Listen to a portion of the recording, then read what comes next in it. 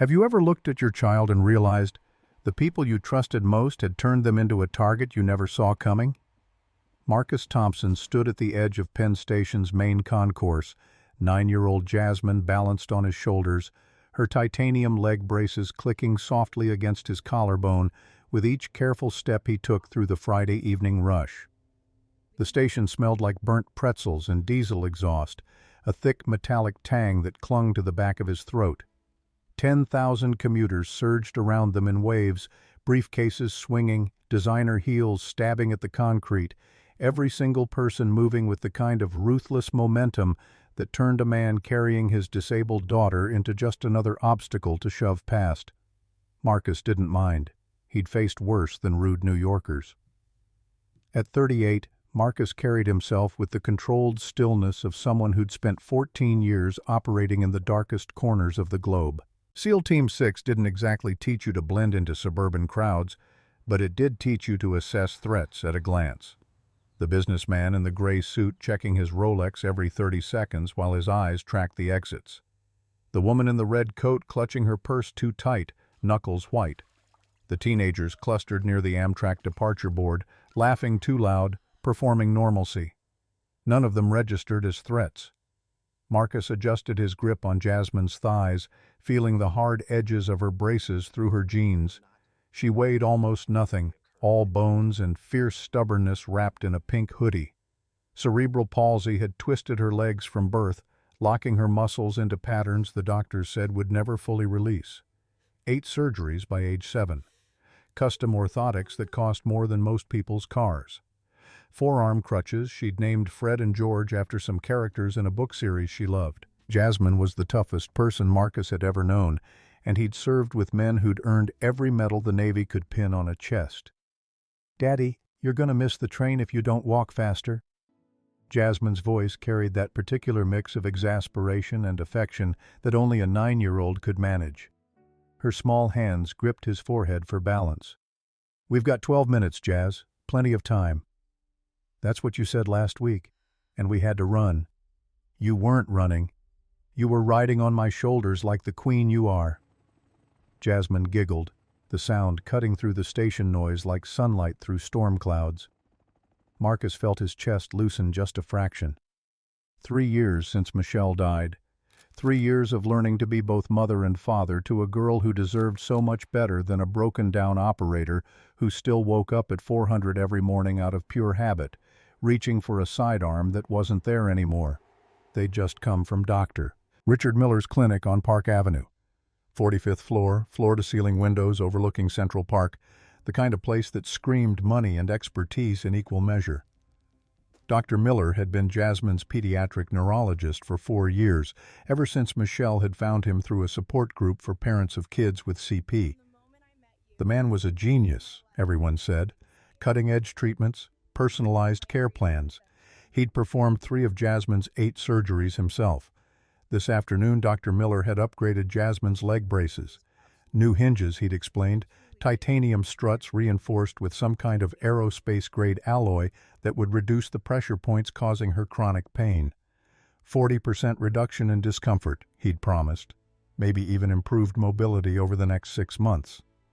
Marcus had watched through the observation window as Dr. Miller's techs removed Jasmine's old braces and carried them into the back laboratory for calibration. 50 minutes. That's how long Jasmine had sat in the waiting room sipping a strawberry smoothie Dr. Miller's assistant had brought her, drawing pictures of dogs in her sketchbook while Marcus paced the perimeter of the room like a caged animal.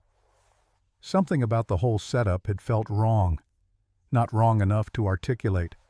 Just a low-frequency hum of unease in his gut.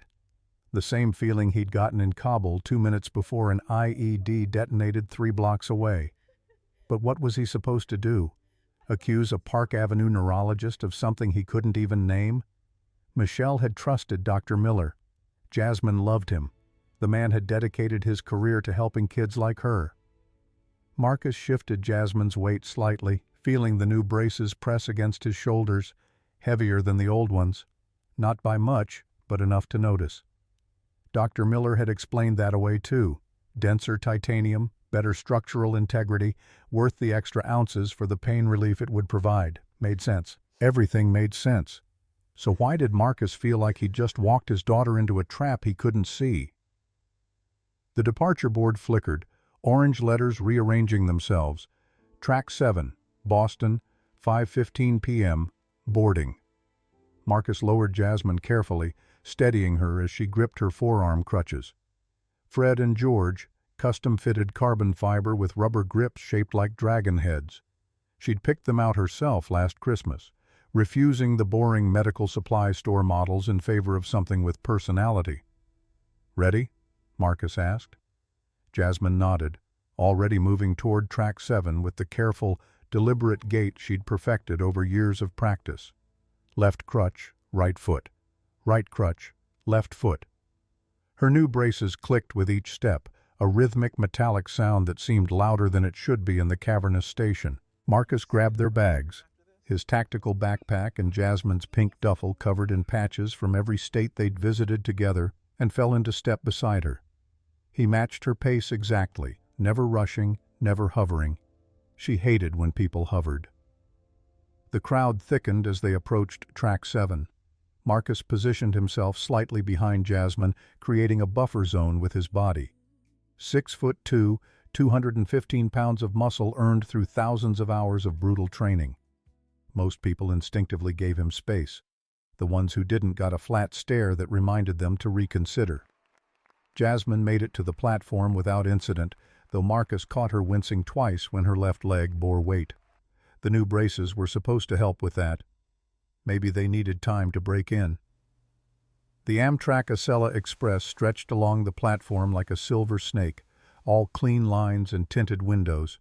Business-class passengers were already boarding through the front cars. Marcus and Jasmine had coach seats in car 6 toward the rear. Cheaper, and honestly, Marcus preferred it. Harder for threats to approach from multiple angles when you were sitting near the back of the train with limited entry points. Old habits. Michelle used to tease him about it. "We're going to Boston to visit my sister, not infiltrating a terrorist compound." But she'd never complained when he insisted on aisle seats with clear sight lines to the exits, or when he memorized the layouts of hotels before they checked in, or when he carried a first aid kit and tactical flashlight everywhere they went. After she died, those habits intensified. Jasmine was all he had left. The thought of something happening to her, of failing to protect her the way he'd failed to save Michelle from the cancer that had eaten her alive from the inside out.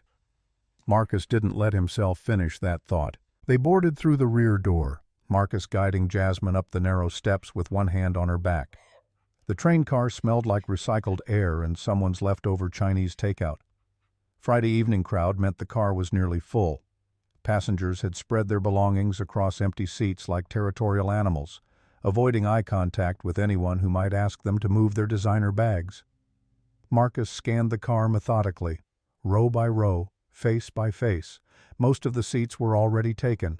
A college kid with headphones and a laptop at row 3. Elderly couple asleep at row 5. Business types scattered throughout, all staring at phones like they held the secrets of the universe. A mother trying to quiet a fussy toddler at row 9. Teenage girl reading a book at row 11. Row 12. Man in a navy blue suit, expensive fabric, wire-rimmed glasses, leather briefcase resting on his lap. Mid-40s, brown hair styled with too much product. He was holding a magazine but hadn't turned a page in the 30 seconds Marcus had been observing. His eyes kept flicking to the window, not looking outside at the platform, but using the reflection to watch the interior of the car. Marcus filed that away. Rows 13 through 16 were full. Row 17 had a single occupant, a woman in her mid-40s with graying blonde hair pulled back in a practical ponytail. White button-down shirt, jeans, reading glasses perched on her nose as she typed something on a laptop balanced on the tray table. She had the look of an academic, MIT professor maybe, or senior researcher. The kind of focused intelligence that came from decades of solving problems most people couldn't even understand. Beside her, curled on the floor between the window seat and the aisle, was the largest German shepherd Marcus had ever seen outside of a military kennel. 90 pounds easy. Sable coat, dark charcoal guard hairs over a burnt orange undercoat. The dog wore a heavy-duty tactical harness, The kind Marcus recognized immediately: multi-purpose canine gear, reinforced stitching, quick-release buckles, handle on the back for extractions. A patch on the harness read, "Do not pet," in block letters. The dog's eyes tracked Marcus and Jasmine as they approached. Amber-colored, unnervingly intelligent. The animal didn't move, didn't make a sound, just watched with the kind of complete stillness that marked serious training. Military working dog. Had to be. Row 18, directly behind the woman and her dog, had 2 empty seats. Marcus made the calculation in half a second. Rear of the car? Good. Limited approach angles? Good. Near someone with a trained protection animal? Also good, in a weird way. If something went wrong, a dog like that could be an asset. Of course, nothing was going to go wrong. They were taking a train to Boston to visit Jasmine's Aunt Sarah for the weekend. Normal people doing normal things. Marcus gestured to the empty row. "This work for you, Jazz?" Jasmine nodded, already maneuvering into the aisle seat with practiced efficiency. She propped Fred and George against the window divider and settled into the seat with a long exhale. Her face had gone pale, the way it always did when the pain got bad. Marcus pulled a water bottle and her medication from the backpack, handing them to her without comment. She swallowed the pill dry. Doctor said take it with water, but Jasmine had her own rules about these things and leaned her head back against the seat. Marcus stowed the bags in the overhead compartment and dropped into the seat beside her. The train's departure announcement crackled over the intercom. Something about scheduled arrival in Boston at 9:47 p.m., cafe car located in car 4, please keep aisles clear. The woman in row 17 glanced back at them briefly, blue eyes, sharp and assessing. She offered a polite smile that didn't quite reach those eyes, then returned to her laptop. The dog didn't look away. Marcus felt the animal's gaze like a physical weight. German shepherds were smart, but this was something different. This was a dog evaluating a threat matrix, running calculations Marcus could only guess at. The train lurched into motion, pulling away from Penn Station with the grinding metallic sound of thousands of tons of steel accelerating through underground tunnels. The lights flickered once, then steadied. Passengers settled into their seats, pulling out phones and tablets and paperback novels. Marcus forced himself to breathe, forced his shoulders to drop half an inch, forced his hands to unclench. Everything was fine. Jasmine was safe. They were going to Boston. Nothing was going to happen. The dog stood up. Marcus's hand moved toward his waistband on pure instinct, fingers brushing the grip of the Sig Sauer P365 concealed beneath his jacket. He caught himself before the draw, watching as the massive German shepherd rose to its feet in the narrow space between the rows. The woman in row 17 noticed immediately. Her fingers froze on the laptop keyboard. "Havoc?" Her voice carried a note of confusion. "Downstay." The dog ignored her completely. It stepped forward, massive paws silent on the industrial carpet, and turned its body toward Jasmine. Marcus shifted his weight, ready to put himself between his daughter and 90 pounds of trained aggression. But the dog didn't attack. Instead, it moved with careful deliberation into the space between Jasmine's seat and the aisle. Its enormous head lowered, and it rested its chin, gently, almost tenderly, on Jasmine's left thigh, right over the new titanium brace. Jasmine's eyes went wide. Her hands hovered in the air, uncertain. "Daddy?" The woman in row 17 had twisted completely around in her seat now, staring at her dog like it had just sprouted a second head. "I'm so sorry. He's never done this before. Havoc, heel." The dog's ears flicked at the command, but it didn't move. Its amber eyes gazed up at Jasmine with an intensity that made Marcus's skin prickle. The woman stood up, leaning over the seat back. "I'm Dr. Rebecca Clark. This is Havoc. He's a military working dog. I'm transporting him from New York to Boston for a veteran support program. He's trained to ignore civilians completely. I don't understand why he—" She stopped mid-sentence, her gaze dropping to Havoc's posture. The dog had shifted its body weight, pressing its broad chest against Jasmine's legs, creating a physical barrier between the girl and the rest of the train car. Dr. Clark's expression changed. The polite confusion drained away, replaced by something sharper, something almost frightened. Mr. She paused, waiting for Marcus to fill in the blank. Thompson. Mr. Thompson, military working dogs like Havoc only break protocol for 2 reasons. Dr. Clark's voice had dropped to barely above a whisper. Explosives or extreme human distress. Your daughter. Is she in pain? Marcus looked at Jasmine. Her face was still pale, but not unusually so. She'd been hurting since they left Dr. Miller's office, but that was normal after brace adjustments, wasn't it? She has cerebral palsy. Marcus kept his voice level, controlled. We just came from her neurologist in Manhattan. New braces, supposed to help her walk easier. Dr. Clark's eyes fixed on Jasmine's legs, on the titanium and carbon fiber braces that disappeared into her sneakers. May I examine them? I design pediatric prosthetics at MIT. If there's a structural issue causing nerve compression, they're brand new. Marcus heard the defensive edge in his own voice. Dr. Miller just installed them 3 hours ago. Dr. Miller? Dr. Richard Miller, Park Avenue Clinic. He's been Jasmine's neurologist for 4 years. Something flickered across Dr. Clark's face. Recognition, maybe, or suspicion. She opened her mouth, closed it, then seemed to make a decision. Mr. Thompson, I need to tell you something. She pulled her laptop from the tray table, fingers flying across the keyboard. 3 weeks ago, I discovered my lab partner at MIT was selling prototype defense algorithms to a black market syndicate. Highly classified work, stuff that should never leave secure facilities. I reported it to the FBI, started testifying before a grand jury. Marcus felt ice water flood his veins. What does that have to do with my daughter? Dr. Clark turned the laptop screen toward him. An encrypted folder, files with names like Aegis_prototype_V7 and DARPA_targeting_algorithm_final. Pediatric medical devices are perfect smuggling tools. Airport security, train security, they never thoroughly inspect children's mobility aids. Too worried about discrimination lawsuits. If someone wanted to move sensitive data out of New York City without triggering any security protocols, you're saying someone planted something in my daughter's braces. It wasn't a question. Marcus heard his voice coming from very far away, filtered through the roaring in his ears. Dr. Clark met his eyes.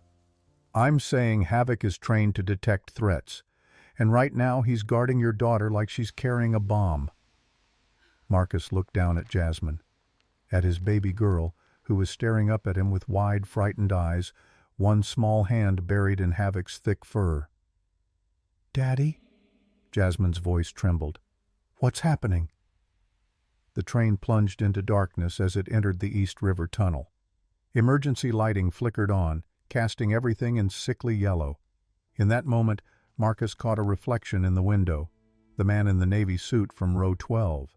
He wasn't reading his magazine anymore. He was staring directly at them in the window's reflection, his jaw tight, his right hand inside his jacket.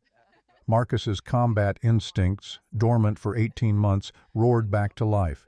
He stood slowly, placing himself between Jasmine and the aisle. Dr. Clark, I need you to do something for me. What? Keep Jasmine in this seat. Don't let her move. Don't let anyone near her. Dr. Clark's expression hardened with understanding. Where are you going? To have a conversation with the man in row 12. Marcus stepped into the aisle. The man in the navy suit saw him coming and stood as well, his hand still inside his jacket. They were 15 feet apart, close quarters, limited maneuvering room.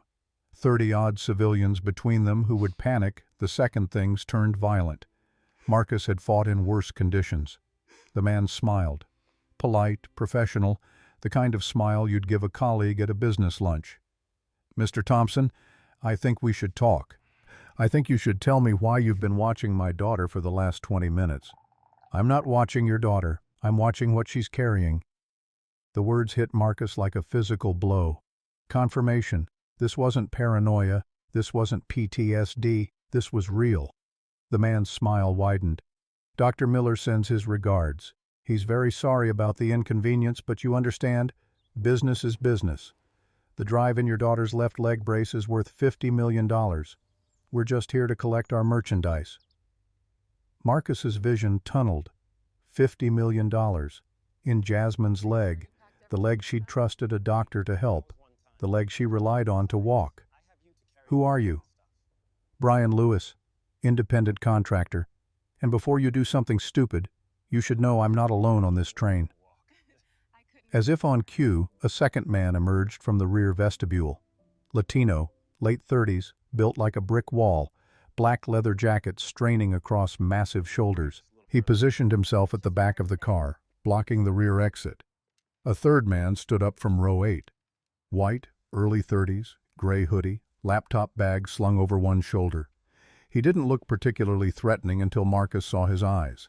Flat, empty, the gaze of someone who'd done terrible things and stopped feeling bad about it a long time ago. 3 of them. One of Marcus. 30 civilians. One 9-year-old girl who couldn't run if her life depended on it. Brian Lewis's smile turned predatory. "See, Mr. Thompson, you're outnumbered. You're outgunned. And honestly, you're out of options. So here's what's going to happen. You're going to sit back down. We're going to take your daughter's brace, just the left one, we're not monsters, and remove our property. Then we're going to get off at the next stop, and you're going to forget this ever happened. Your daughter gets to keep walking. You get to keep breathing. Everybody wins." Marcus didn't move. "And if I say no? Then things get messy. And trust me, you don't want things to get messy in a confined space full of innocent people." Marcus calculated the angles. Brian was armed.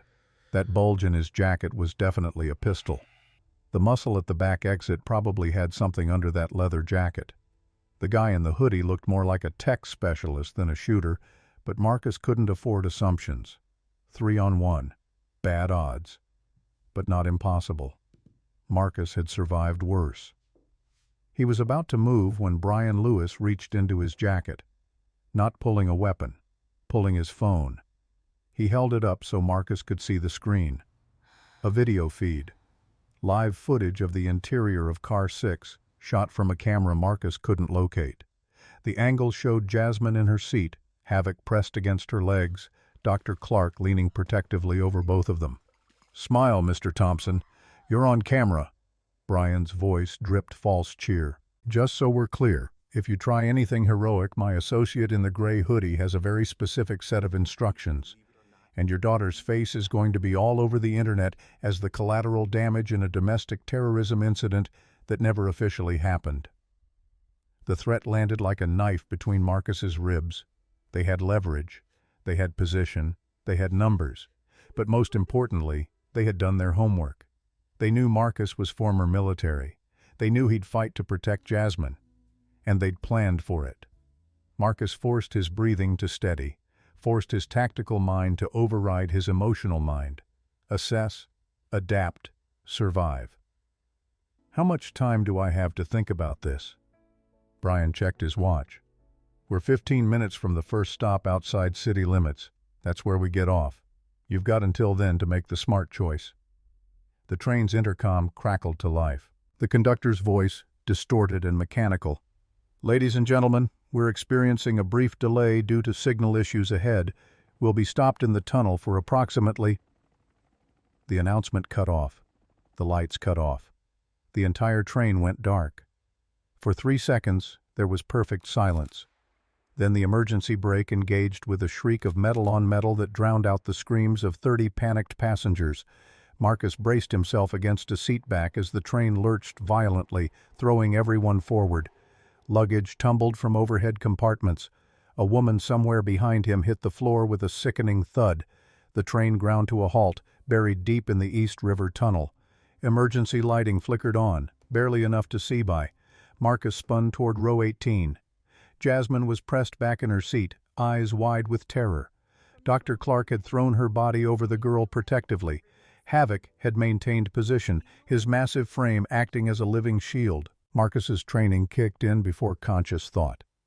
He moved back down the aisle in 3 long strides, dropped into the seat beside Jasmine, and wrapped his arms around her. "Baby, you okay? You hurt?"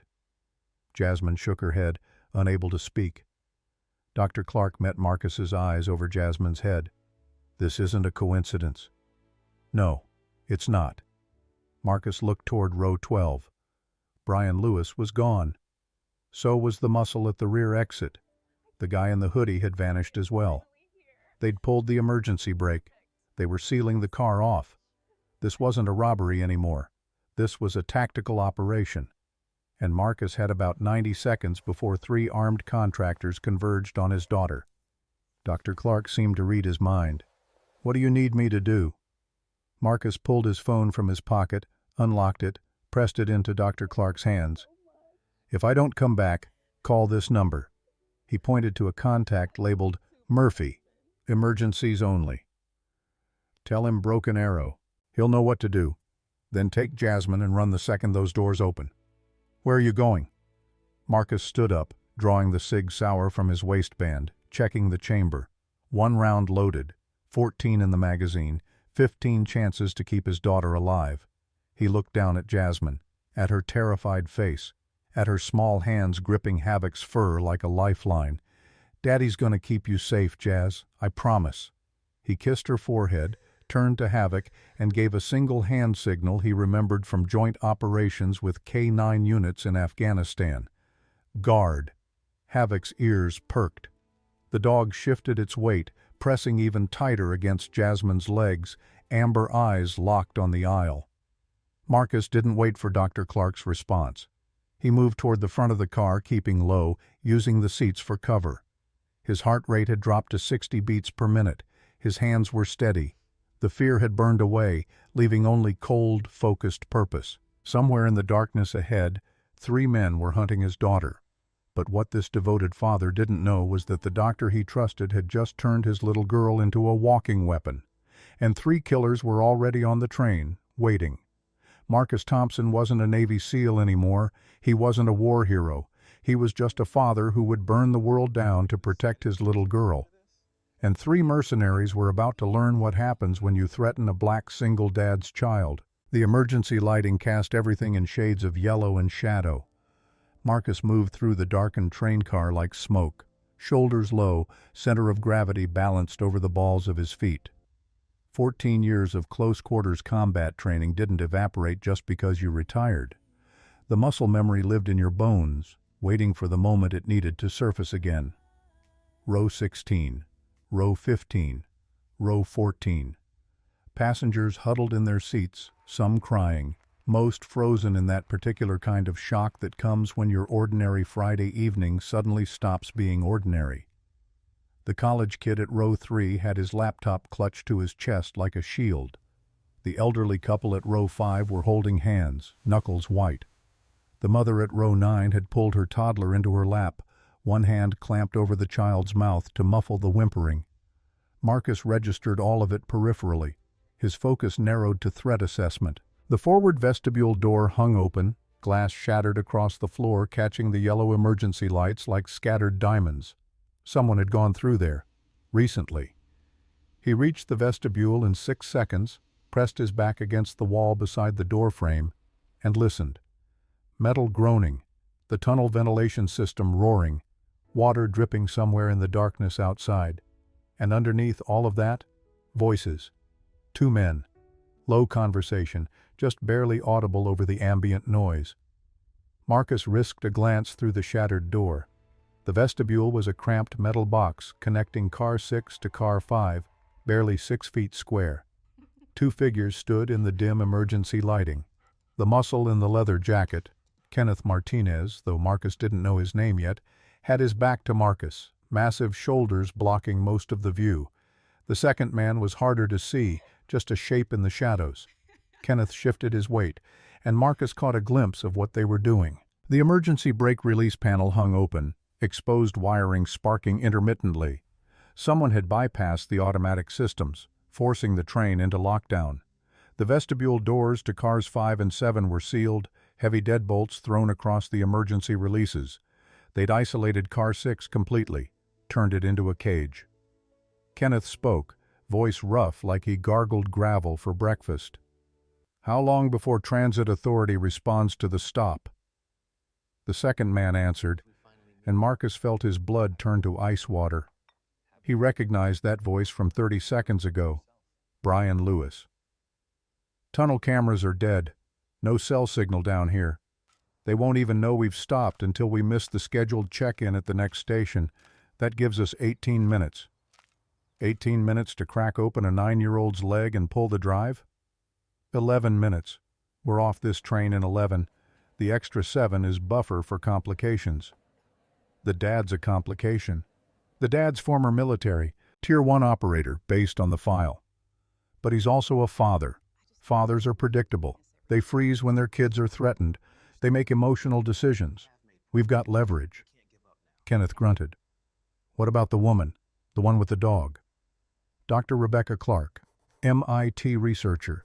She's on the FBI witness list for the algorithm case. Testified against the syndicate 3 weeks ago." A pause. Then Kenneth spoke again, softer this time. "You're telling me the one person on this train who knows what we're after is sitting next to the package? Coincidence. Bad luck. Doesn't matter. She's not a threat. She's an academic. Academics talk. Not after we're done here. Nobody talks."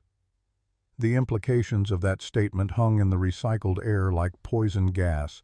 Marcus's jaw clenched hard enough to make his teeth ache. They weren't planning to leave witnesses. Not him. Not Dr. Clark. Probably not the 30 other passengers who'd had the misfortune of booking seats in Car 6 on a Friday evening in late October. And definitely not Jasmine.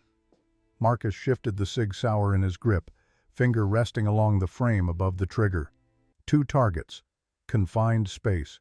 He could take them both before they registered the threat. Center mass on Kenneth, transition to Brian, double tap each. 4 seconds, 4 rounds, 2 bodies. But gunfire in an enclosed metal tunnel would be deafening. It would shred his hearing, disorient him, potentially disable him for the critical seconds when the third contractor, the guy in the gray hoodie, would be moving on Jasmine. He needed a better approach. Marcus holstered the Sig, reached down, and pulled the tactical folding knife from his ankle sheath. 4-inch blade, tanto point, designed for one purpose, punching through body armor and ending fights fast.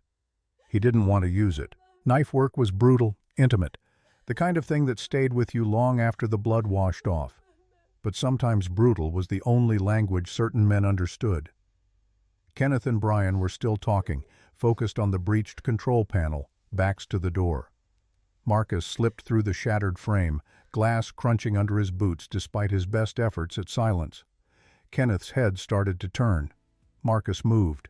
3 steps closed the distance.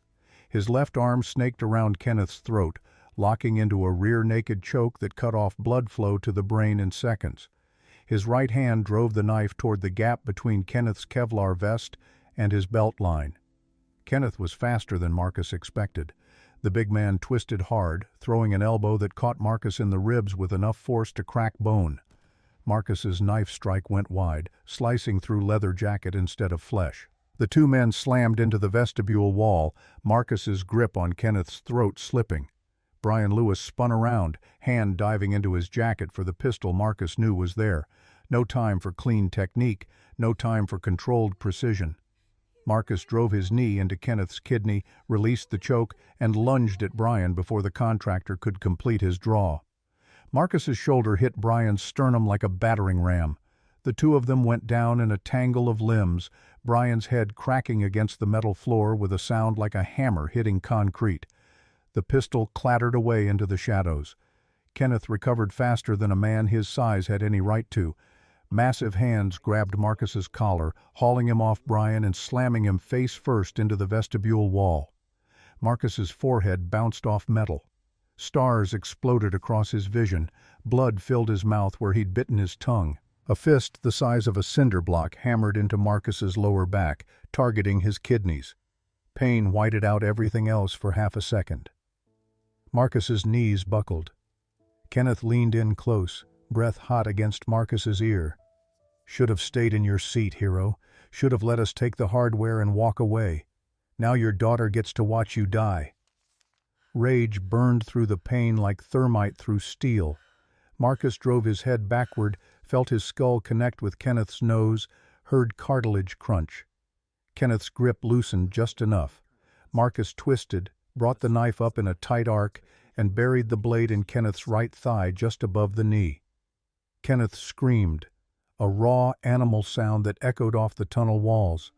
Marcus ripped the blade free, muscle and blood coming with it.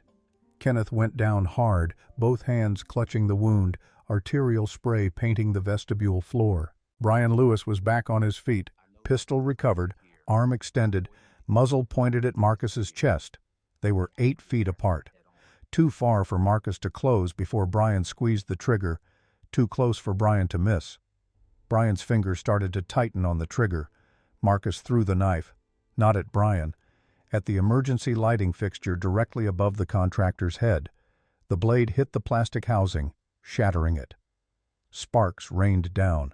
The vestibule plunged into absolute darkness. Brian fired blind. The muzzle flash illuminated the space for a fraction of a second, long enough for Marcus to see where the contractor was standing, long enough to move 3 feet to the left before the darkness swallowed everything again. The bullet punched through the air where Marcus's head had been a heartbeat earlier, ricocheted off metal, whined away into the tunnel. Marcus counted to 3 in the darkness. His eyes adjusted just enough to make out shapes. Brian was backing toward the door to car 5, trying to put distance between himself and the threat he couldn't see. Marcus didn't give him the chance. He closed the gap in 2 strides, grabbed Brian's gun hand, twisted the wrist until bones ground together. Brian's finger spasmed on the trigger. Another shot, this one angled down, burying itself in the floor. Marcus drove his elbow into Brian's jaw. Once, twice. The third strike turned Brian's legs to water. The contractor dropped, unconscious before he hit the ground. Marcus stood over both men, breathing hard, ribs screaming where Kenneth had landed that elbow. Blood dripped from a cut somewhere on his forehead he didn't remember getting. His hands were shaking. Adrenaline dump, perfectly normal, happened to everyone in combat, but his mind was clear. 2 down, 1 still hunting Jasmine. Marcus grabbed Brian's pistol, Glock 19, full magazine minus the 2 rounds fired, and stuffed it into his waistband next to his own cig. He checked Kenneth's pulse. Still alive, though the leg wound was pumping blood at a rate that meant the man had maybe 6 minutes before he bled out. Marcus pulled Kenneth's belt free, cinched it around the thigh above the knife wound, yanked it tight enough to make Kenneth groan even in unconsciousness. He wasn't going to let a man die if he could prevent it, even a man who'd threatened his daughter. But he wasn't going to waste time on field medicine either. Marcus moved back through the shattered door into car 6. The passengers were all staring at him, or more accurately, at the blood covering the front of his shirt. The mother at row 9 pulled her toddler tighter. The college kid at row 3 looked like he was going to be sick. Marcus forced his voice into something approaching calm. "Everyone stay in your seats. Keep your heads down. Do not move until the police arrive." He didn't wait for responses. He moved down the aisle toward row 18, where he'd left Jasmine with Dr. Clark and Havoc. The seats were empty. Marcus's heart stopped. Dr. Clark stood in the aisle near row 16, Havoc pressed against her legs, both of them positioned between Marcus and something he couldn't see yet. The dog's lips were pulled back in a snarl that showed every tooth in his massive head. A sound rumbled from his chest that didn't belong to any domestic animal, something primal and utterly terrifying. "Dr. Clark?" Marcus's voice came out flat, dangerous. "Where's my daughter?" Dr. Clark didn't turn around. Her voice stayed steady, but Marcus heard the tremor underneath. "Behind me. She's safe." Marcus moved around Dr. Clark's position and saw why Havoc was snarling. The third contractor, Scott Hernandez in his gray hoodie, stood in the narrow space between row 17 and row 18. He had a steel pry bar in his right hand, raised above his head like a club, and he was staring at Jasmine, who had pressed herself into the corner where the window met the seat back, both arms wrapped around Fred and George like they could protect her. Scott's gaze flicked to Marcus, assessed the blood and the 2 pistols, and apparently decided his odds weren't good. "Just need the brace, man. Just the left one. You can keep the kid. I don't hurt kids." Marcus raised the Glock, sighted center mass. "Step away from my daughter." "Can't do that. Got a job to finish." "Last chance. Step away or I put 3 rounds through your chest." Scott smiled. Actually smiled. "You're not going to shoot me. Not with your daughter 3 feet away. Not in an enclosed train car where a ricochet could hit her. You're too smart for that." He was right. Marcus knew he was right. A gunshot in this confined space with Jasmine so close was too risky. Even with perfect aim, even with a clear shot, Murphy's Law applied. Things went wrong. Bullets did unexpected things. Scott took a step toward Jasmine. Havoc exploded. Marcus had seen military working dogs in action before. He'd watched them take down armed insurgents, drag targets from vehicles, clear buildings with the kind of fearless aggression that made grown men reconsider their life choices. But he'd never seen anything like what Havoc did to Scott Hernandez. The dog launched himself like a fur-covered missile, 90 pounds of muscle and fury moving faster than physics should allow. Havoc's jaws clamped onto Scott's right forearm, the arm holding the pry bar, with enough force to shatter bone instantly. The pry bar clattered to the floor. Scott screamed, but Havoc wasn't finished. The dog twisted his massive head, using his body weight as leverage, and dragged Scott down into the narrow space between the seats. Scott tried to fight back, tried to swing with his left hand, tried to kick. Havoc released the broken arm and went for the throat. Not a killing bite, a control bite. Jaws locked around Scott's windpipe with exactly enough pressure to make breathing impossible without crushing the trachea completely. Scott's eyes went wide, face turning purple. His hands flailed weakly. Havoc held him there, amber eyes locked on Scott's face, a low rumble vibrating through his entire body. A promise: move and die. Dr. Clark stepped forward, calm as if this kind of thing happened every day. "Havoc, out." The dog released immediately, stepping back 3 feet, but maintaining his position between Scott and Jasmine. Scott curled into a ball, gasping, both hands clutching his mangled arm. Marcus moved in, zip-tied Scott's good wrist to the seat leg using a flex cuff from his tactical bag. The contractor wasn't going anywhere. Not with that arm. Not with Havoc standing over him like an executioner waiting for the order. Then Marcus turned to Jasmine. His daughter sat in the corner, tears streaming down her face, her entire body shaking. She looked so small, so fragile. Nothing like the tough, stubborn girl who'd insisted on walking through Penn Station on her own crutches instead of letting Marcus carry her. Marcus dropped to his knees, reached for her, and Jasmine threw herself into his arms with enough force to make his cracked ribs scream. He didn't care. He held her, one hand cradling the back of her head, the other wrapped around her small frame. "Daddy, I was so scared. That man, he was going to—" "I know, baby, I know. But you're safe now. Havoc protected you. Dr. Clark protected you. Nobody's going to hurt you." Jasmine pulled back just enough to look at Marcus's face. Her hand came up, fingers touching the cut on his forehead. "You're bleeding." "I'm okay, Jazz, just a scratch." "You're lying." Her voice cracked. "You're hurt, and you're lying because you don't want me to be scared." Marcus felt something break open in his chest. She was 9 years old. She was supposed to be worried about homework and playground drama and which cartoon to watch after dinner. She wasn't supposed to be sitting on a disabled train in a dark tunnel while armed men hunted her for technology she didn't even know she was carrying. Dr. Clark knelt beside them, her voice gentle. "Jasmine, honey, I need to look at your braces, specifically the left one. Is that okay?"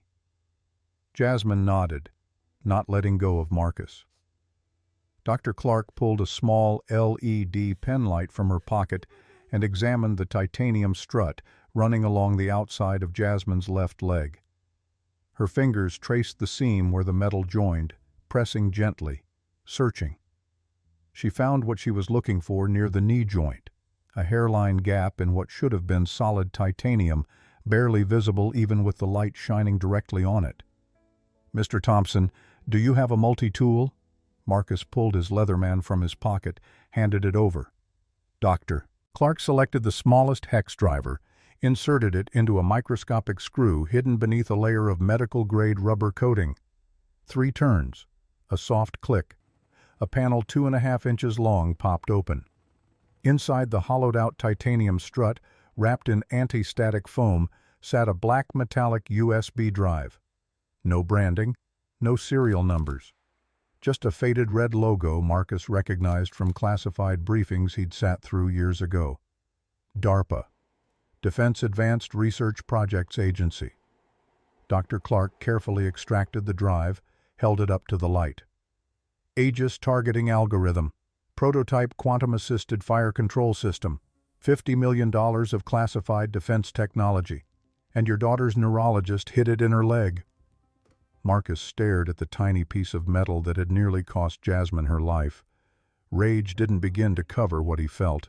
There wasn't a word in the English language for the specific flavor of fury that came from realizing someone had weaponized your child's disability, had turned her medical equipment into a smuggling container, had made her a target without her knowledge or consent.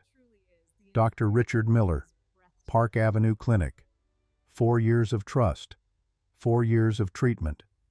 And the whole time, he'd been evaluating Jasmine for this, waiting for the right opportunity, using her. Jasmine looked at the USB drive, then at her leg brace, then at Marcus. "Dr. Miller put that in me?" Marcus couldn't find words. He just nodded. "Why?"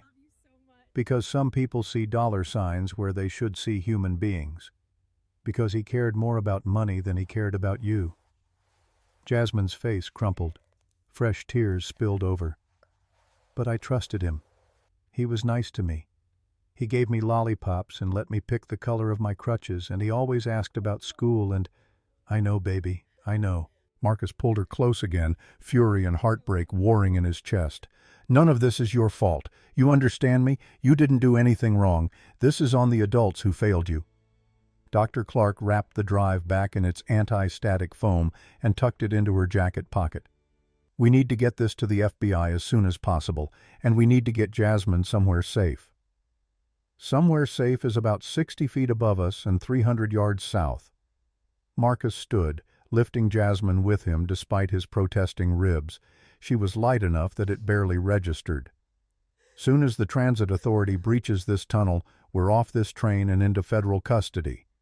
As if summoning it with words, the sound of hydraulic cutting tools echoed from somewhere ahead in the tunnel. Bright white light flooded through the windows, chasing back the emergency lighting's yellow glow. Voices shouted commands Marcus couldn't quite make out. The passengers in car 6 started crying with relief. The college kids stood up on shaky legs. The elderly couple clutched each other tighter. The mother with the toddler started praying out loud, thanking God in rapid-fire Spanish. Heavy boots on metal, tactical gear rattling, a bullhorn. "NYPD Emergency Service Unit, hands where we can see them, nobody move." Marcus set Jasmine down gently, made sure she had Fred and George for balance, and raised both hands above his head. Dr. Clark did the same. Havoc sat at rigid attention, ears forward, waiting for commands. The ESU team poured through both ends of car 6 simultaneously, front vestibule and rear vestibule. 8 officers in full tactical gear, body armor, short-barreled rifles with mounted lights.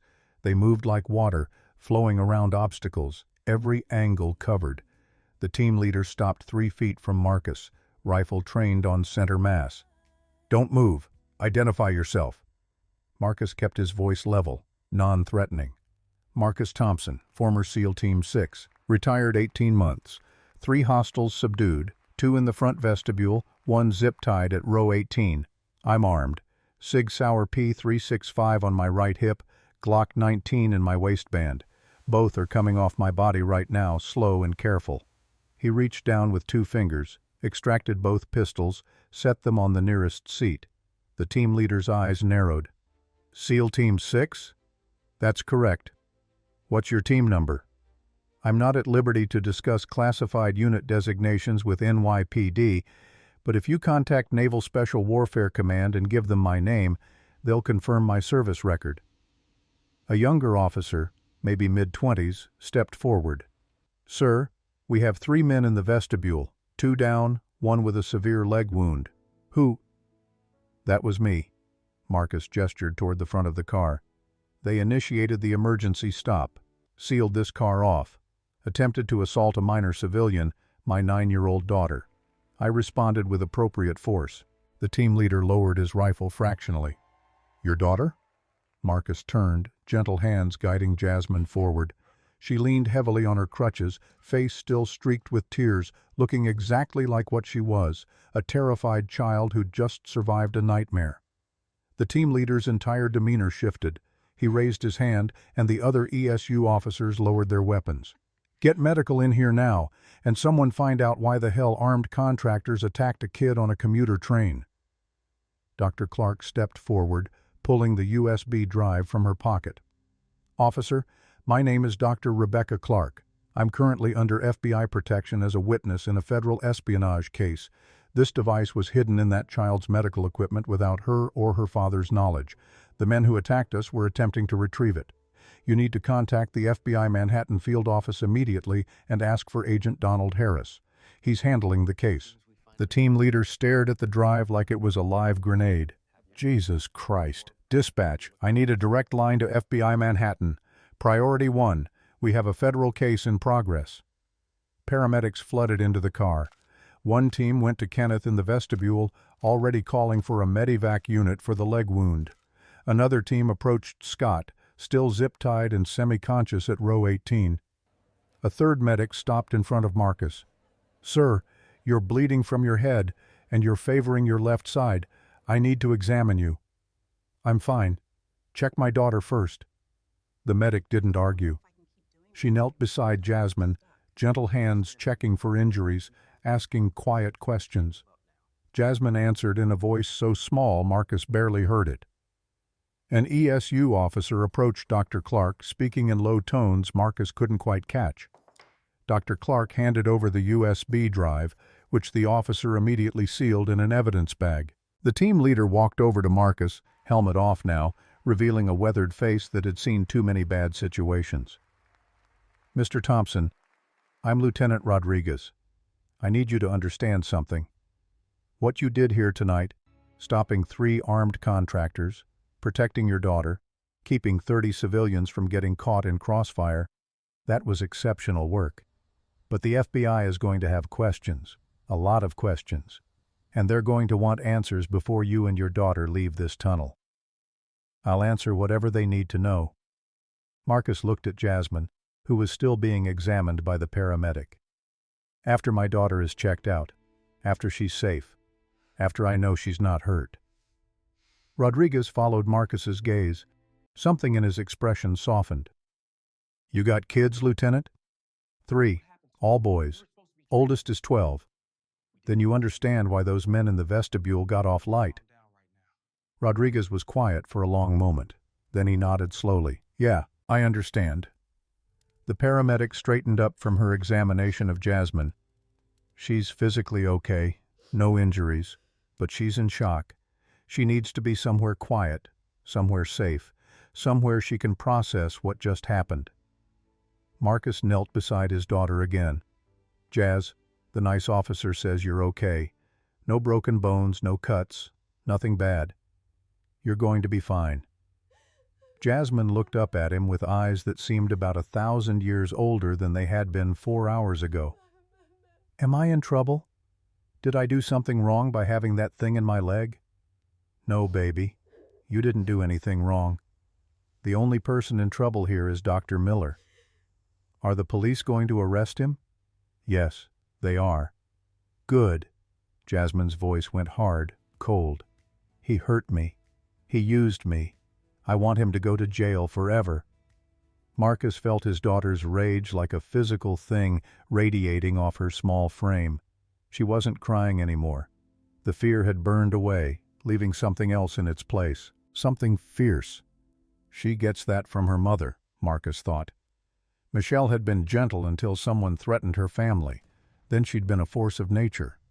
Havoc pushed his way through the crowd of ESU officers and paramedics, walked straight to Jasmine, and sat down beside her. The dog leaned his massive weight against her legs, carefully, precisely, avoiding the damaged brace, and rested his chin on her shoulder. Jasmine wrapped both arms around Havoc's thick neck and buried her face in his fur. Dr. Clark appeared at Marcus's elbow. "Mr. Thompson, I need to tell you something." "What?" "Dr. Miller didn't design this operation alone. The 3 men who attacked us were hired by someone. The syndicate I testified against, they have resources, connections, money. They're not going to stop just because we recovered one drive." Marcus felt ice settle in his stomach. "You're saying this isn't over?" "I'm saying your daughter was targeted once, which means someone, somewhere, has a file on her. Medical records, mobility patterns, weaknesses they can exploit. And if the syndicate decides she's a loose end, they'll come after her again." Dr. Clark met his eyes. "Yes, they will." Marcus looked at Jasmine, still holding Havoc, still processing trauma no child should ever have to process. He thought about Dr. Miller, about trust betrayed, about how many other doctors might be in the syndicate's pocket, how many other disabled kids might be carrying hidden cargo they didn't know about. He thought about the life he'd built for Jasmine after Michelle died, the quiet routine, the careful normalcy, the illusion of safety. It was gone now, burned away in a tunnel beneath the East River. But Marcus Thompson hadn't survived 14 years in the most dangerous places on Earth by hiding from threats. He'd survived by identifying them, assessing them, and eliminating them with extreme prejudice. If the syndicate wanted a war, they'd picked the wrong father's daughter to threaten. Lieutenant Rodriguez approached with 2 FBI agents in dark suits. "Mr. Thompson, these are Special Agents Harris and Kim. They need to escort you and your daughter to the field office for debriefing." The older agent, Harris, early 40s, the kind of steady professionalism that came from 20 years handling federal cases, stepped forward. "Mr. Thompson, I want to be very clear about something. You and your daughter are not under arrest. You're not suspects. You're victims of a conspiracy we've been investigating for 3 months. But we need your cooperation. We need to know everything that happened. And we need to make sure you and Jasmine are protected." "Protected how?" "Safe house, 24-hour security detail, full witness protection protocols until we can guarantee the syndicate won't retaliate."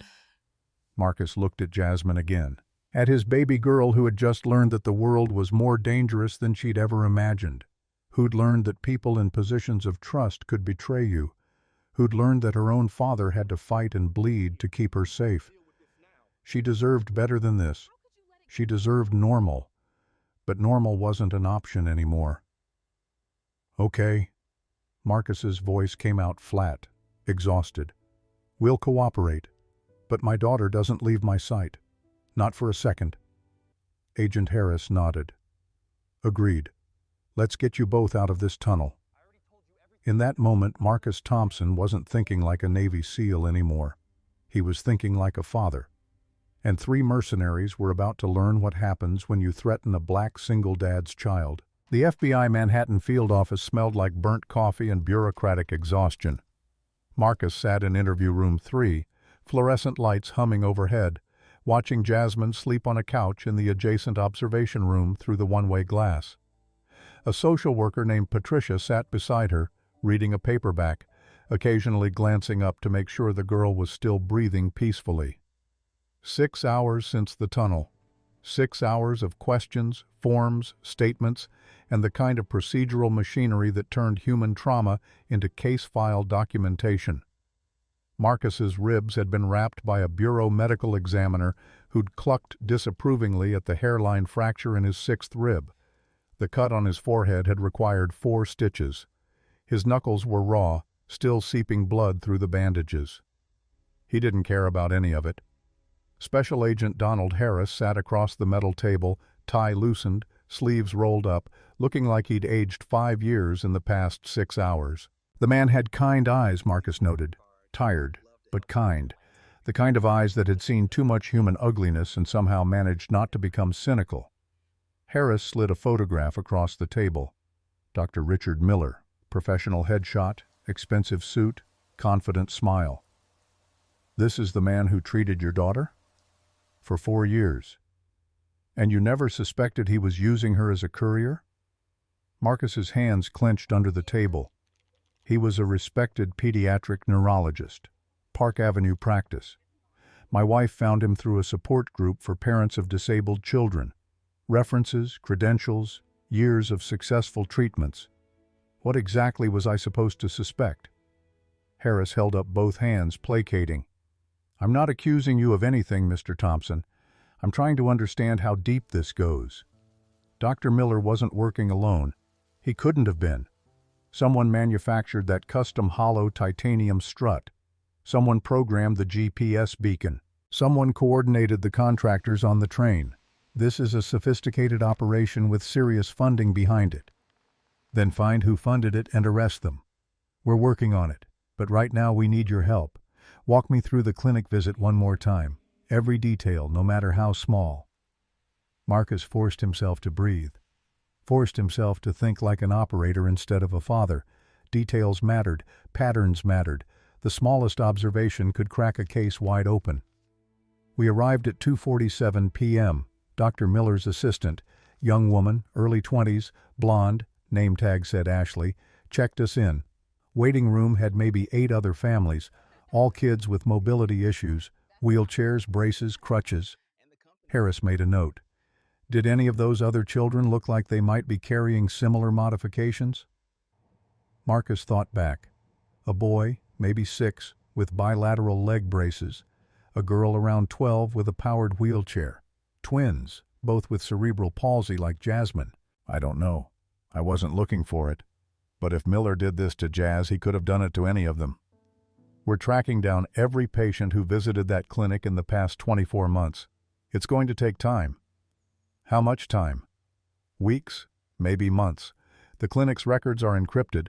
Miller's IT infrastructure is paranoid-level secure. We've got our best cyber team on it, but my daughter could be the first of dozens. Marcus felt nausea rise in his throat. All those kids, all those families trusting a doctor who'd turned children into smuggling mules. You need to shut that clinic down. Today, before anyone else gets targeted. Already done. FBI raided the facility 4 hours ago. Seized all equipment, all records, detained all staff for questioning. Small comfort, but comfort nonetheless. Harris pulled up another photograph on his tablet, turned it so Marcus could see. Do you recognize this man? Brian Lewis. Different angle than Marcus remembered, but definitely the same face. Navy suit replaced by an orange jumpsuit, federal custody stenciled across the chest. That's the team leader from the train, called himself Brian Lewis. Real name is Brian Castellano, former Marine Force Recon, dishonorable discharge 8 years ago for trafficking classified intel. Since then, he's been a freelance contractor, corporate espionage, asset extraction, wet work when the price is right. He's not talking. Lawyered up the second we got him into custody. What about the other 2? Harris swiped to new images. Kenneth Martinez, leg wrapped in heavy bandages, handcuffed to a hospital bed. Scott Hernandez, arm in a cast, black eyes swelling his face to twice its normal size. Kenneth Martinez, former Army Ranger, dishonorably discharged for assault. Scott Hernandez, no military background, but he's got a rap sheet for corporate hacking and identity theft. They're both talking, mostly to blame each other and cut deals. What are they saying? That they were hired through an encrypted bidding platform. No direct contact with the client. Payment in cryptocurrency. Job description was simple. Retrieve a data drive from a child's leg brace on the 5:15 Amtrak to Boston. Use of force authorized if the father resisted. Collateral damage acceptable. Collateral damage. As if Jasmine was just a statistic, a line item on a budget report. Marcus's voice came out colder than he intended. These platforms, they're still operating? We've identified 3 active ones. The problem is they're decentralized. hosted on dark web servers across multiple jurisdictions. Shutting one down just means two more pop up next week. So what's the plan? Wait for the next kid to get targeted? Harris met Marcus's eyes. The plan is to find who hired them, track the money back to its source, dismantle the syndicate from the inside. But that takes time, which is why we're offering you and Jasmine protective custody. For how long? As long as it takes. Marcus looked through the glass at his daughter. She'd curled into a ball on the couch, one hand still clutching the stuffed bear she'd carried in her backpack. Fred and George leaned against the wall nearby, dragon head grips catching the overhead light. She looked so small, so vulnerable. But she wasn't. Not anymore. She'd survived something tonight that would have broken most adults. She'd looked at armed men and refused to shatter. That was strength.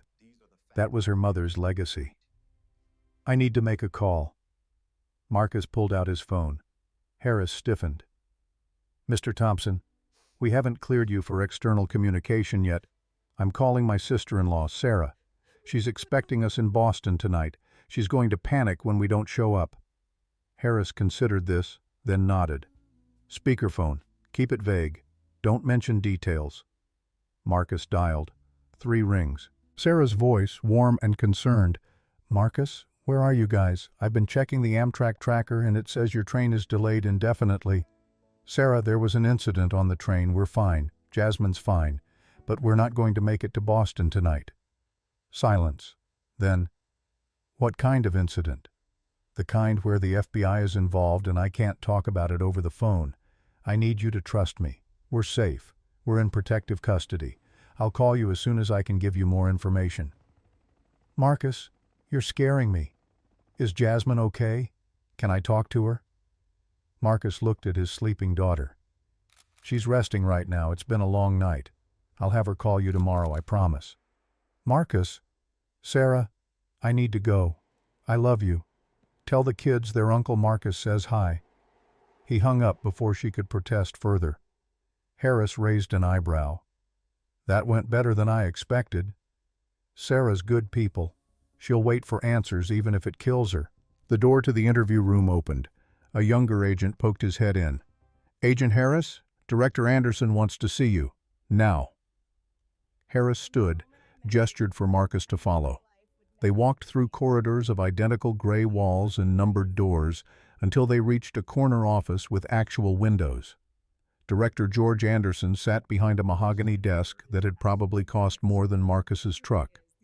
The man was 60, black, with the kind of command presence that came from decades of running federal operations. Anderson gestured to the chairs across from his desk. Mr. Thompson, I've been reading your service record. 14 years with Naval Special Warfare, 3 combat deployments, Silver Star, 2 Bronze Stars. You've seen some serious action. That was a different life. Was it?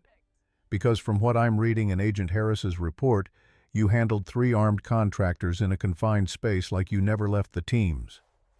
Marcus didn't respond. There wasn't anything to say. Anderson leaned forward. Here's what we know. Dr. Richard Miller has been running this smuggling operation for at least 2 years.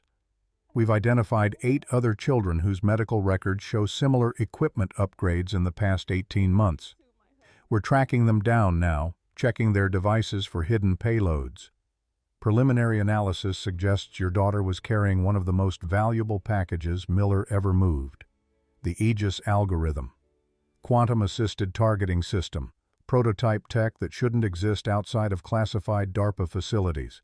Someone inside the defense contractor community stole it, and Miller's syndicate was moving it to a foreign buyer. Your daughter was the courier because no one suspects a disabled 9-year-old. Marcus felt rage surge again, hot and corrosive. You're telling me someone at Aegis Defense Systems committed treason and Miller helped them sell it to enemies of the United States? Anderson nodded. That's exactly what I'm telling you. And here's the part that should worry you. The buyer paid $50 million for that drive. $50 million. That kind of money doesn't disappear just because we recovered the package. Someone, somewhere is out $50 million in a weapons system they desperately wanted. They're going to be looking for someone to blame. the implications settled over Marcus like a lead blanket. They're going to come after Jasmine, retaliation for the failed delivery. Or they're going to come after you, make an example, show other potential witnesses what happens when you interfere with syndicate business.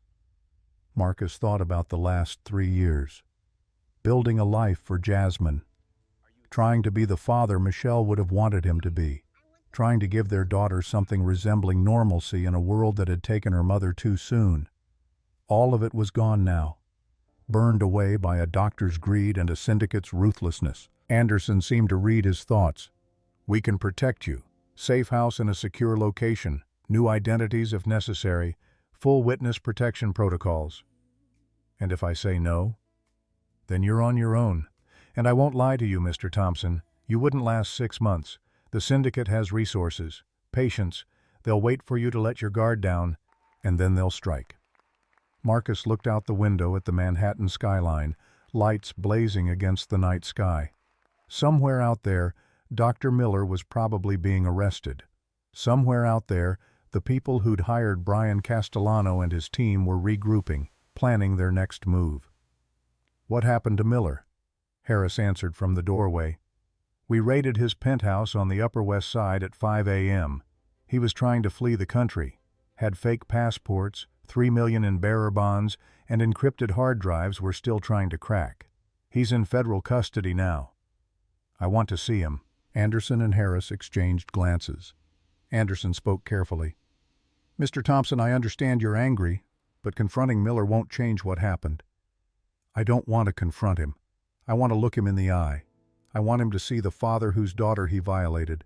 I want him to understand what he did. Anderson considered this for a long moment. Then he nodded slowly. 5 minutes. Supervised. You don't touch him. You don't threaten him. You don't give his lawyers ammunition for a mistrial. 30 minutes later, Marcus stood in a different interview room, watching through one-way glass as 2 agents escorted Dr. Richard Miller into the room on the other side. The doctor looked nothing like the confident professional Marcus remembered. Miller's expensive suit had been replaced by an orange jumpsuit. His styled hair was disheveled. His hands shook as he sat down at the metal table. Agent Harris stood beside Marcus. You sure you want to do this? Marcus didn't answer. He just watched as the door opened, and he stepped into the room where Miller waited. The doctor looked up. Recognition flashed across his face, followed immediately by fear. Marcus pulled out the chair across from Miller and sat down. For 30 seconds, neither man spoke.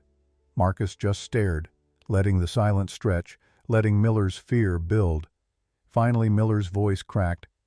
I didn't want to hurt her. You have to believe me. They threatened my family, my wife, my kids. They said they'd kill them if I didn't cooperate. How long? Miller blinked. What? How long have you been using disabled children as your personal courier service? Miller's face crumpled.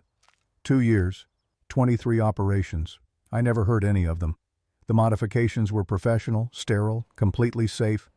Marcus's fist hit the table hard enough to make Miller jump. You turned my daughter into a target. You made her carry military secrets she didn't know about. You put her in a position where armed men hunted her on a train. You call that safe? I had no choice. Everyone has a choice. You chose money over ethics. You chose your own fear over the children you swore to help. Miller's hands twisted together, knuckles white. You don't understand. The syndicate. They have people everywhere. Law enforcement, military, government. If I'd gone to the FBI, they would have known. They would have killed my family and found someone else to do the work. So you sacrificed other people's children to save your own. Yes. Yes, I did. And I have to live with that. Miller's voice broke completely. But I never hurt them. The drives were small, the modifications minimal. Most of the kids never even knew anything was different. Until the buyers came to collect. Then what? Miller stared at the table. Most of the time the handoffs went smoothly. The couriers, the children, they'd arrive at the destination. Someone would approach the family with a story about a recall on the medical equipment. They'd swap out the brace or wheelchair or crutch, and that was it. Clean, simple. Except when it wasn't. Miller didn't respond. Marcus leaned forward. My daughter is 9 years old. She has cerebral palsy. She trusts doctors because doctors are supposed to help her, not use her. You destroyed that trust. You made her believe the world is more dangerous than it actually is. And for what? Money? $3.1 million. The number hung in the air like smoke. Marcus felt something cold and final settle in his chest. That's what Jasmine's childhood is worth to you. $3 million? It was never about Jasmine specifically. She was available. The timing was right. The syndicate needed someone with recent equipment upgrades who'd be traveling out of state. She fit the profile. Marcus stood up slowly. He wanted to flip the table. He wanted to drag Miller across it and make the man understand what it felt like to be hunted, to be afraid, to realize the people you trusted had turned you into prey. But he didn't, because Jasmine was watching. Not physically, she was still asleep in the observation room 2 floors up, but in a metaphorical sense, she was watching everything Marcus did, learning what kind of man her father was, learning how to respond when the world broke your heart. And Marcus wanted her to learn that strength didn't mean violence, it meant choosing to be better than the people who hurt you. You're going to prison for a long time, Dr. Miller, and every night when you close your eyes, I want you to think about all those kids, all those families, all that trust you shattered. I want you to understand that the worst prison you'll ever be in isn't the federal facility they send you to. It's the one you built for yourself. Marcus turned and walked out of the room without waiting for a response. 6 months passed like a slow-motion nightmare. The FBI safe house was a 2-bedroom ranch in suburban New Jersey, beige siding and a yard that needed mowing, anonymous enough to disappear into the neighborhood. Federal agents rotated shifts every 8 hours. Dr. Rebecca Clark visited twice a week, ostensibly to check on Jasmine's new braces. Carbon Kevlar composite, 3D printed at MIT, 60% lighter than the titanium models, but really to provide something resembling normalcy in a life that had been stripped of everything normal. Jasmine went to therapy 3 times a week.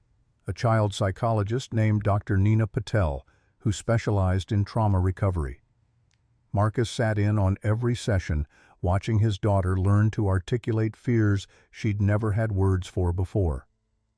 Marcus went to therapy too, a veterans support group that met in a church basement in Newark. 12 other former operators, all trying to figure out how to live in a world that didn't require combat skills.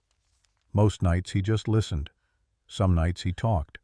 Slowly, painfully, he started to believe that maybe he didn't have to carry all of Jasmine's fear by himself.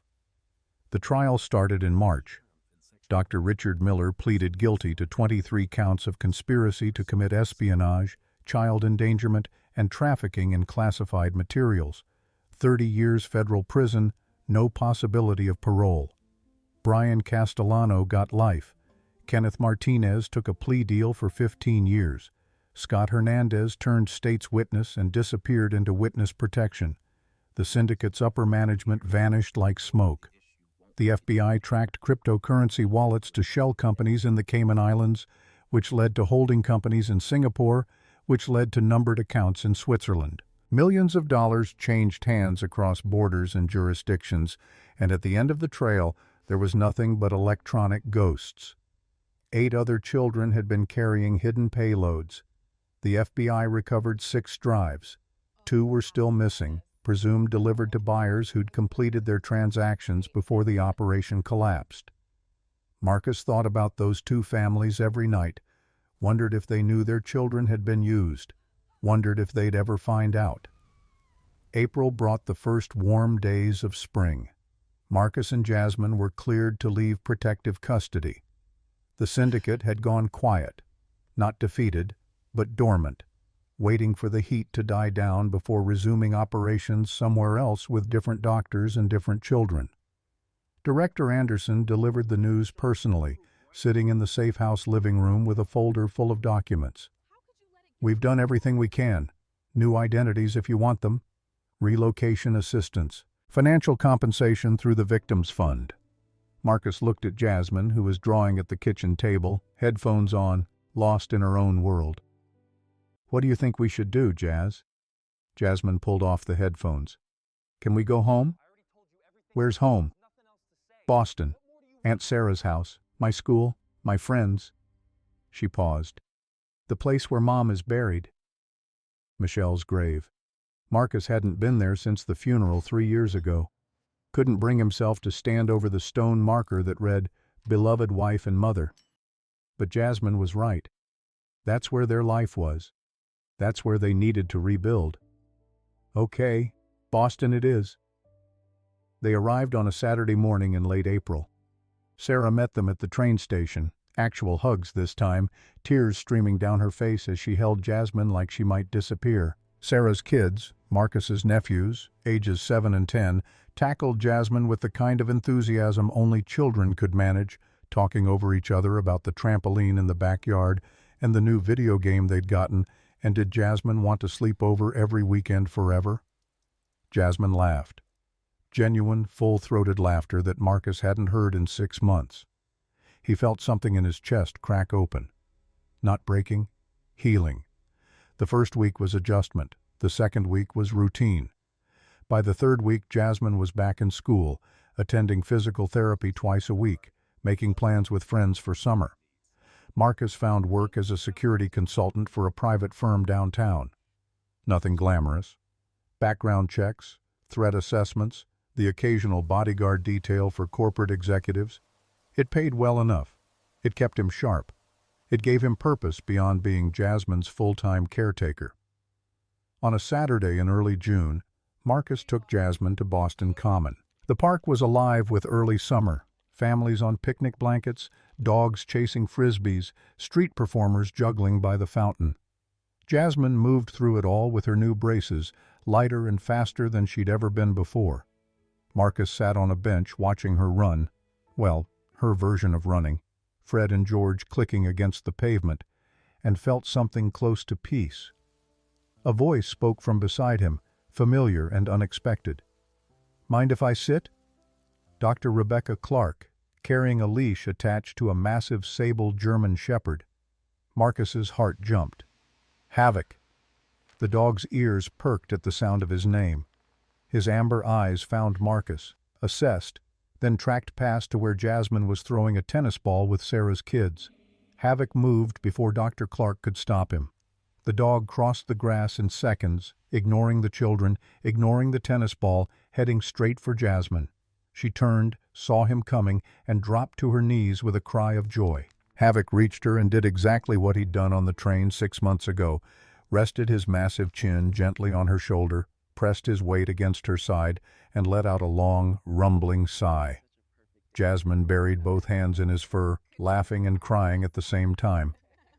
Dr. Clark sat down beside Marcus. "I was walking him near campus. Saw you two across the park. He insisted on saying hello." "How is he?" "Retired from active duty. Too old for military work, too smart for civilian life. I've been training him as a therapy dog for children with disabilities." She paused. "Turns out he's very good at it, especially with kids who've been through trauma." Marcus watched Jasmine and Havoc, the girl and the dog who'd protected each other in the darkest moment of both their lives. Dr. Clark pulled an envelope from her jacket. "This came to my MIT lab last week, addressed to Jasmine." Marcus opened it.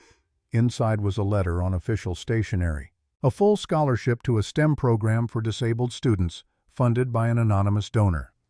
5 years of summer camps, mentorship, college preparation, everything Jasmine would need to build a future. "You did this." Dr. Clark didn't deny it. "I couldn't stop what Miller did to her, but I can help her build something better." Marcus's vision blurred. He blinked hard, forcing the tears back. "Thank you. For everything. For being there that night. You saved her, Marcus. I just witnessed a father's love in action." They sat in comfortable silence, watching Jasmine and Havoc. The dog had curled up beside her now, his body forming a protective barrier between the girl and the rest of the park. Jasmine leaned against him, one hand absently scratching behind his ears, completely at peace. Sarah approached, smiling. Marcus, the kids want to know if Jasmine can come to the aquarium with us next weekend. Ask her yourself. Sarah called Jasmine over. The girl jogged across the grass, braces clicking, Havoc keeping pace beside her like a furry guardian angel. Aunt Sarah wants to take you to the aquarium. Jasmine's face lit up. Can Havoc come? Dr. Clark laughed. He's a certified therapy dog now. He can go pretty much anywhere. Then yes, I want to go. Sarah gathered Jasmine and her kids, heading toward the car. Jasmine looked back once, waving at Marcus with the kind of carefree joy he'd thought was lost forever. Dr. Clark stood to leave. You raised an incredible daughter, Marcus. She gets that from her mother. She gets the stubbornness from her mother. The courage is all you.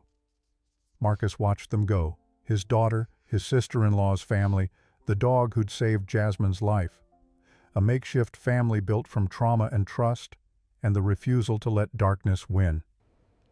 2 years later, Marcus stood in the back row of a middle school gymnasium, arms crossed, trying not to grin like an idiot. Jasmine stood at a science fair display board titled Canine Olfactory Detection: How Military Working Dogs Identify Threats.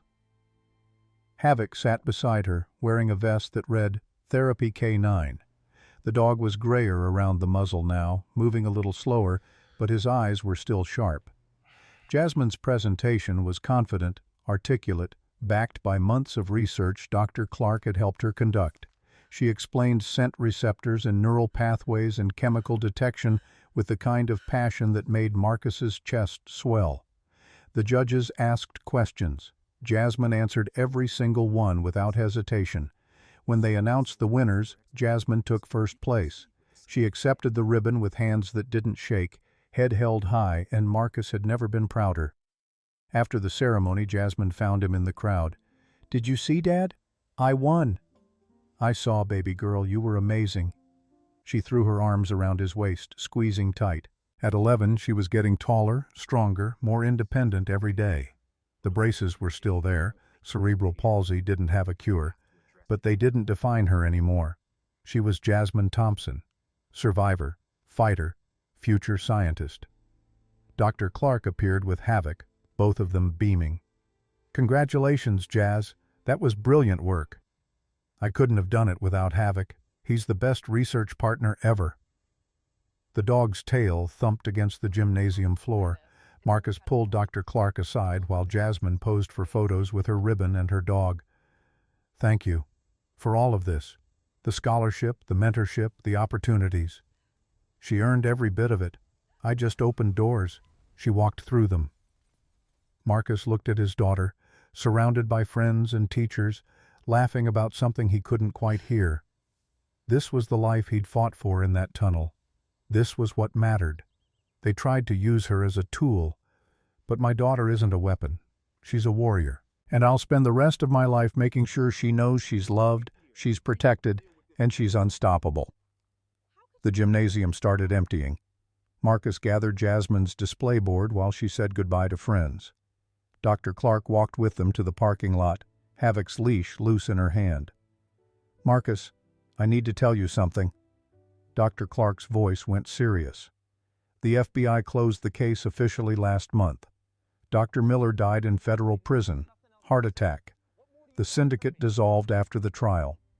As far as they can tell, the threat is over." Marcus felt relief and unease in equal measure. As far as they can tell, there are still 2 missing drives, 2 families who never knew their children were used. The FBI tracked one to Eastern Europe, but the trail went cold. The other just vanished. And you think, I think evil doesn't disappear. It just waits for the right opportunity. Marcus looked at Jasmine, who was showing Havoc's tricks to a group of younger kids. "Then we stay vigilant, we stay ready, and if they ever come for her again, they'll face a father who's already proven he'll burn the world down to protect his child." Dr. Clark smiled. "Exactly." They parted ways in the parking lot. Marcus and Jasmine drove home through Boston streets painted gold by the setting sun. Jasmine chattered about her project, about college programs Dr. Clark had mentioned, about maybe becoming a veterinarian who specialized in working dogs. Marcus listened, contributed when she paused for breath, and felt something he hadn't felt in years. Hope. That night, after Jasmine was asleep, Marcus sat on the back porch with a beer and his phone. He scrolled through old photos. Michelle at their wedding, Michelle pregnant with Jasmine, Michelle in the hospital, bald from chemo, still smiling because she refused to let cancer steal her joy. He whispered into the darkness, "I kept her safe, Michelle. She's thriving. You'd be so proud." The wind rustled through the trees. Marcus chose to believe it was an answer. So here's what I want you thinking about. How many black fathers out there fighting battles you never see? How many single dads holding families together with duct tape and prayer while the world questions whether they're even capable of being good parents? Marcus Thompson didn't need validation. He had his daughter's laughter. He had her trust. He had the knowledge that when evil came for his family, he'd stood his ground and refused to break. Black fatherhood wasn't a stereotype, it was a superpower, and Marcus wore it like armor. Now I want hearing from you. You a single dad fighting keeping family safe? Know a father deserving recognition for holding it down when world counted him out? Drop your story in the comments. Let's celebrate the black fathers who show up, who fight, who love fiercely. Because those stories need telling. Marcus Thompson boarded that train as a father protecting his daughter. He walked off as a father who'd declared war on anyone daring exploit a child. And Jasmine? She walked off knowing her daddy would burn the world down before letting anyone hurt her. That's not just fatherhood. That's legacy. Dr. Miller confessed to using 8 children as mules over 2 years. The FBI recovered 6 drives, 2 still missing. Somewhere out there, 2 families have no idea their child carrying target on back. The fight isn't over. It's just beginning.